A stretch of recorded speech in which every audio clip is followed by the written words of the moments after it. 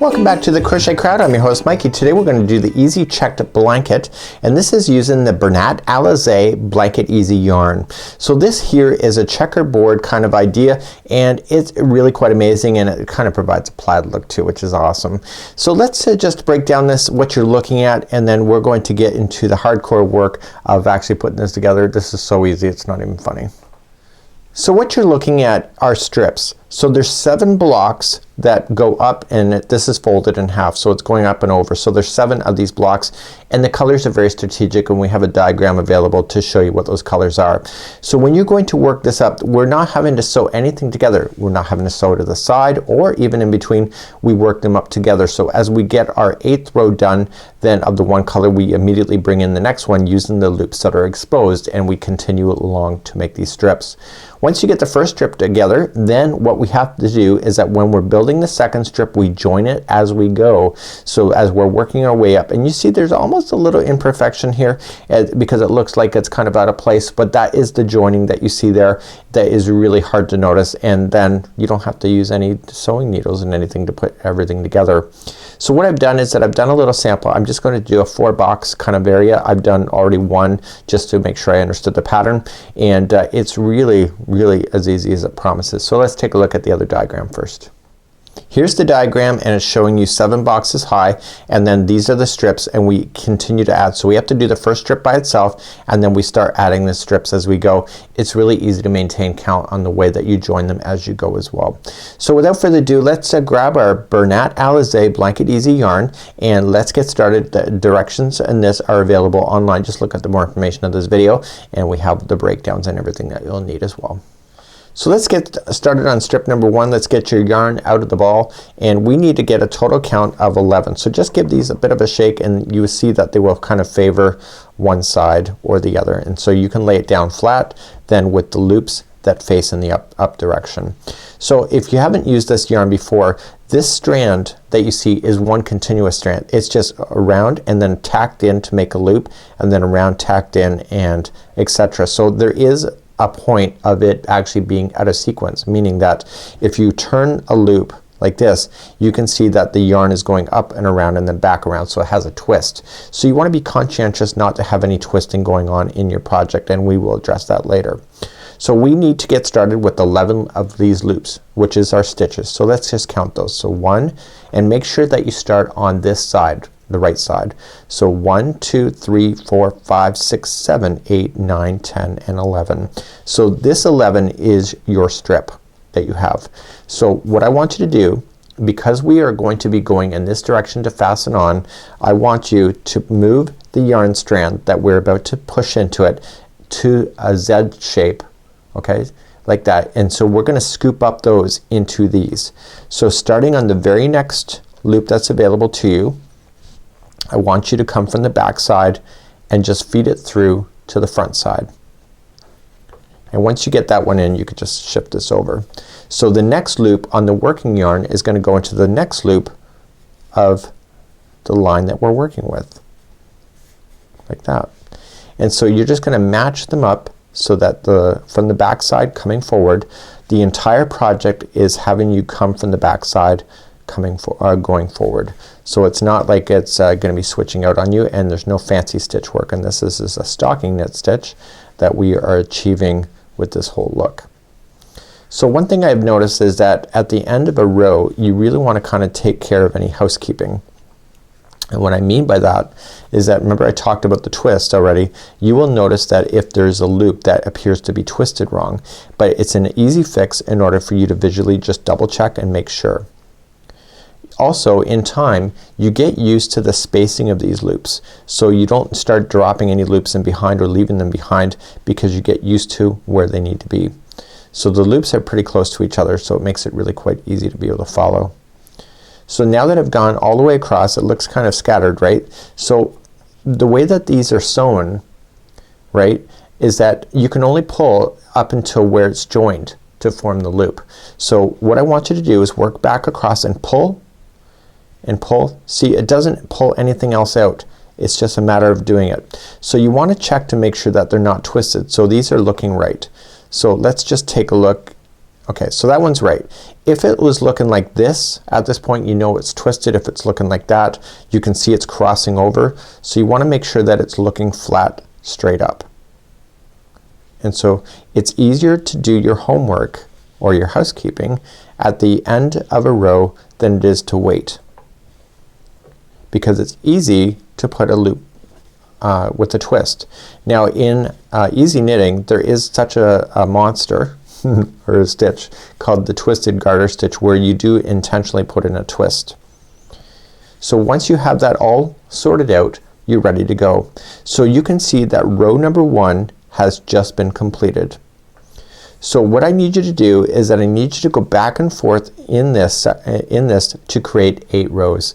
So to start the next one, get your yarn ready and come up from this side and just grab the very next one on the working one and just pull it from behind going forward, and just match them all into the loops. So the nice thing about this is that it's so obvious to be able to count how many rows there are with this nice thick yarn. And if you've not used this before, what happens is that because this yarn is so thick, it holds its position, so it's not just gonna fall out on you if you look away too quickly, and the loops are big enough that it's got a bit of a give before it completely falls out. But if it does, it's a very easy and quick fix. Notice how I just grab the loop that I have and I just place it over top like it's a game. And I find with myself this can be quite addictive.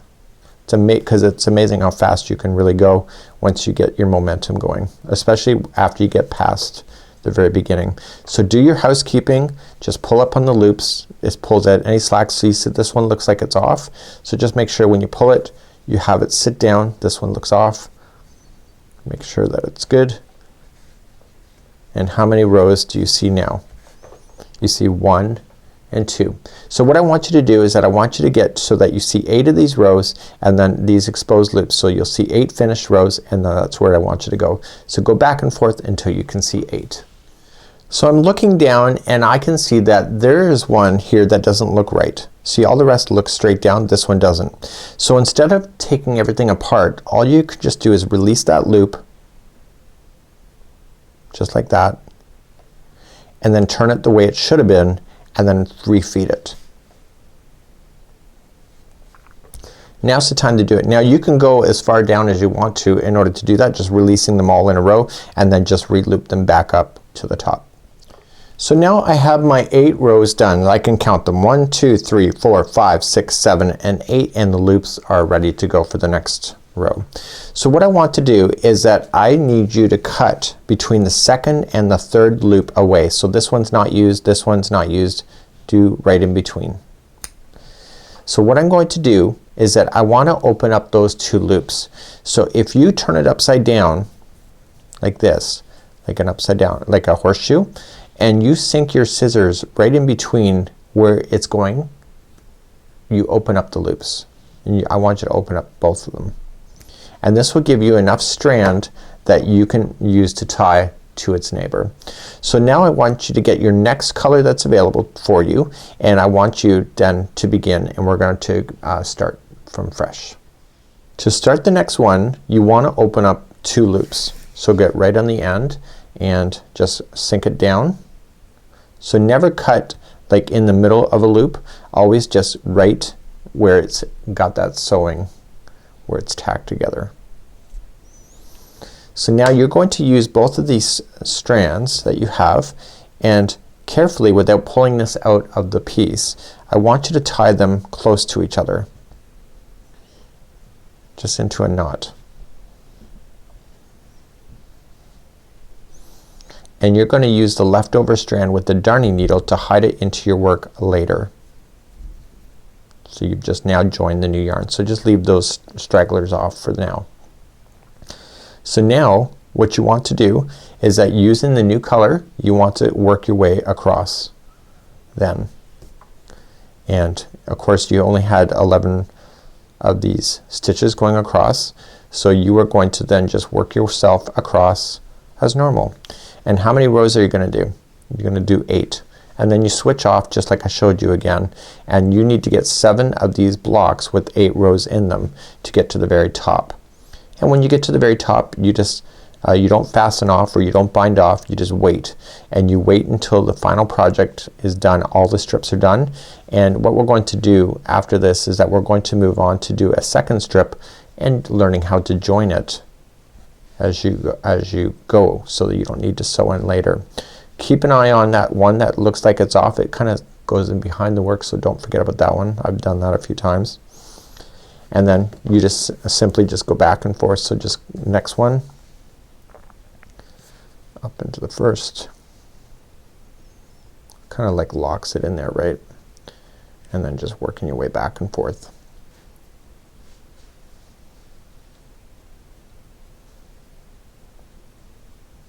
So what I want you to do is that I want you now to go all the way to the top of the strip, just like it says. If you would like to do solid color strips, hey, that's up to you. It's pretty easy to do. And what I'm going to do next is that I'm going to show you how to start the second strip, and we're going to start attaching to its neighbor as we go. So there's no sewing involved in order to put the strips together. Okay, so once you get your homework done, then we're going to move then to second strip next. So let's do that next. So I'm now going to show you how to do the second strip where we attach to the neighbor on the right hand side. Okay, so we're going to be working with the edging all the way up, and even if you transition to different colors, you'll still be using the same edging. The first thing that you need to do is that we need our 11 loops like we had before, and the loops will be on the right hand side, so right where I am waving. So you need 11. So 1, 2, 3, 4, 5, 6, 7, and then 8, 9, 10, and 11. So this is the new strip that you have here. So we're gonna cast on like we did before. So just with the 12th one, we just want to come from behind and just push it through. And what we want to do is we want to be very strategic on the very last loop when we get there. So we're just casting on like we already know, and this will avoid you sewing anything involving this project. So some of you may not have knit or crochet ever before, and so you're getting off with a holiday today in order to have a beautiful blanket with different colors without having to sew. Now hiding in your loose ends with the darning needle is different from sewing. That's just hiding in your loose ends.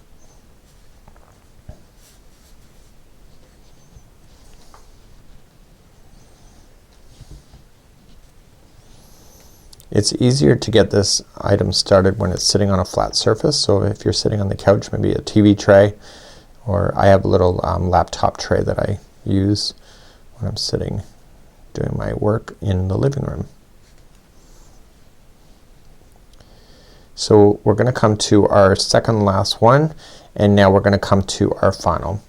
So what we need to do before we do anything, this is our final, we need to attach it to its neighbor. So let's just do our housekeeping, get these all straightened up. You might as well get those nice and tidy. Just easier to do now than it is to wait. And what we want to do is that use this one here to attach. So let's show you how to join it. So the final loop, see this is the very first stitch here of this. So what you want to do is that you want to line it up to the first stitch right directly over. So if you can poke your finger through it, it's gonna go through both that one and this one. And what you want to do is that then with the new yarn coming from the strand, the working yarn, you want to pull through both of those loops. Like that. And now that just joined it.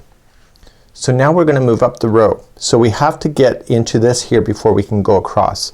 So what you want to do is take the same loop that we just put through, and we want to line it up to the last one on the outside. And we want to do it so that you can see your finger through there. So just pinching it and grabbing a new loop from the working yarn, push through both and bring it to the front. And now that just joined it. So now you can physically go across in the other direction then using all the loops.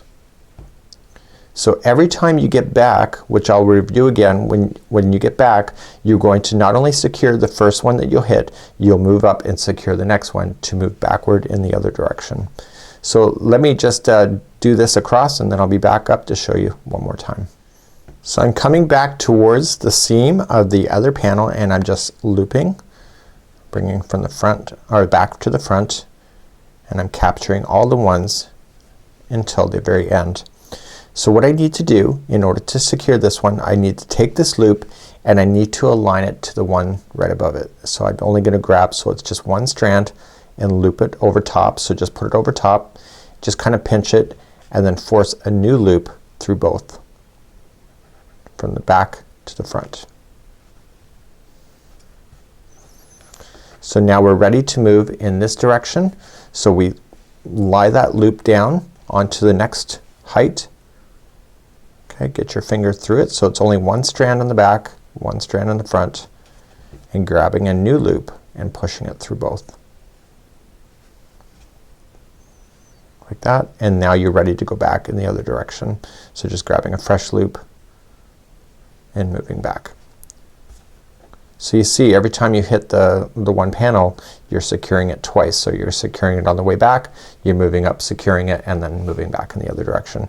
So this is how you're going to join all your panels as you go along, and then you're going to get yourself to the top.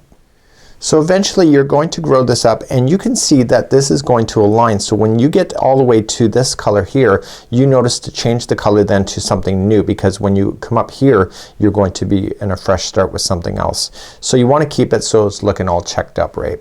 So you're gonna get all the way to the top, and then eventually at the end of your blanket you're gonna have all these loops from all the strips exposed. So what you want to do is that you want to start binding off. So you have these loops that are left over. So what you want to do is open those up to create a sewing strand that you can use to weave in your ends. So just hit the bottoms of these loops to expose this thread that is holding it together. And maybe that was too many loops for me to use, but it's better to be safe than have too less of yarn to work with. So now that I've done that, I'm going to use a darning needle, which I'll show you in a bit. So you're gonna take the first loop and you're going to then insert the next loop through it, and you're gonna work your way across. This is a bind off, so just loop it up over top of the next one, and then use the next one to loop over top of the next one after that. So because all the panels have all of the loops exposed throughout the whole thing, once you get to the next panel, which I don't have here to show you, is that the loops will be exposed, and so the very last loop of this panel you're going to loop it into the next one of the next panel, and keep working as a one piece bind off all the way to the end of your blanket. So this is the end. So you will have it joined at this point. So you will take this one and then you'll loop the next panel that's attached right over top of it, so it keeps it as a one piece unit. Eventually you're going to have your sewing strands. So what you want to do is just grabbing an extra big darning needle, and you're just gonna feed that into the darning needle. And of course the size of the needle matters. So what you might want to do, if you didn't leave enough on there like I did, what you want to do is that you want to push this through just the color that it matches. So I wanna just push the gray through to the gray. Now this is a one-sided afghan, so the other side looks more conventional knitting. This is the stocking knit stitch that's in the front. So when I go to push it through, I want to just stay within the same color lines on this side. So it's kind of locked already into position, so I'm just feeding it through, and then just do the same with the purple. This time though I'm going to stay within the purple. So I'm just gonna force it through some stuff. Try not to get that needle. So I've gone too deep. You see that? I've gone to the front side, so just stay so that you're just weaving it in but staying on the back side of the project. And all you're just gonna do is take the strand, push it through. So it might have been more helpful to have 2 loops exposed, or even 3. I think 2 loops are probably the best. 1 loops is not really a lot of to work with, and you're just gonna form it through there, and if you want to back it through something else, you can do that too to hide it. So you're gonna do that with all your loose ends, and it actually works out really quite nicely. And this here is the easy checked blanket, and you can see no sewing involved other than hiding in your loose ends, and the looping really works together in order to form everything together.